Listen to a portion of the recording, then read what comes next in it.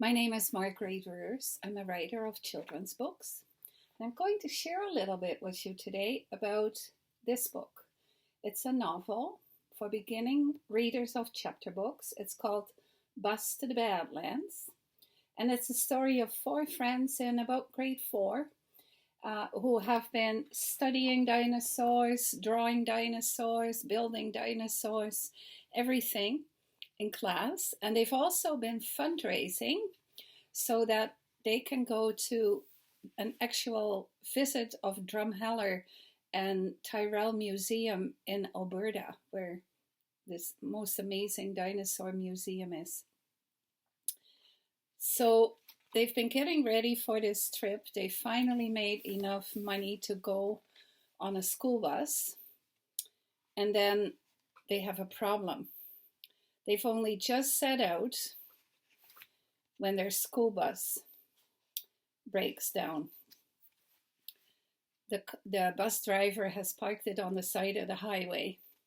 Suddenly, a police car appeared over the hill of the road. It pulled up right behind the bus and turned on its flashing lights. This was getting interesting. We crowded around the officer, who unfolded herself from the cruiser. "Trouble?" she called to Mr. Harmson, the driver, looking at the black smoke that still rose from the front of the bus. "No," whispered Mark to me. "We're having a picnic and roasting wieners under the hood." I punched him. Mrs. Cupcake tried to usher us back into the tumbleweed. The police officer had a conversation with Mr. Jenkins and Mr. Harmson and scratched her head. Then she went to the cruiser and talked on the radio for a while. "Help's on the way, folks. Someone from Calgary is bringing a new hose." We sat down in the dry grass again. I sure hoped it wasn't poison ivy. We counted cars that came by, first all the red ones, then all the silver ones.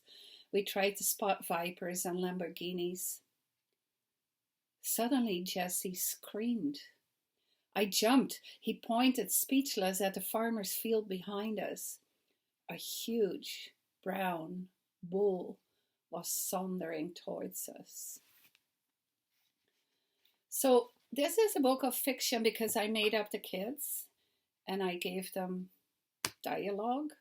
But the adventure they have is actually nonfiction because everything, I think almost everything, happened to my kids when they went to elementary and middle school. So all I did was take notes, and then I changed their names and invented some new kids, but they're funny things that all happened to my kids when they really went on this field trip to Drumheller and all the adventures they had.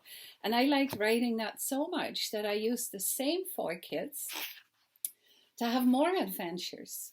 So this is another book in the same series about the same kids, but in Ghost of the Mill House, everything that really happened to me when I lived in this same old historic house happens to the kids in the book. It's quite funny. There's a movie made of the kids and they have all these adventures. And I'll read you a little bit about this haunted house that they're living in.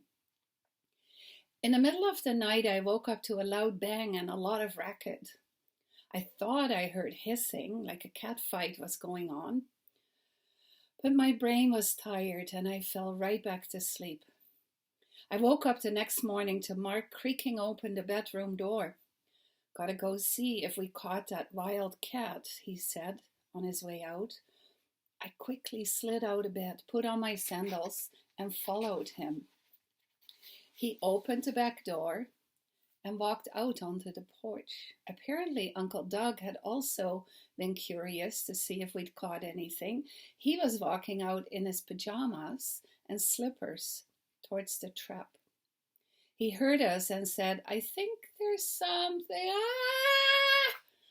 The next thing I saw was Uncle Doug kicking his slippers into the air and trying to scramble back onto the porch. Too late.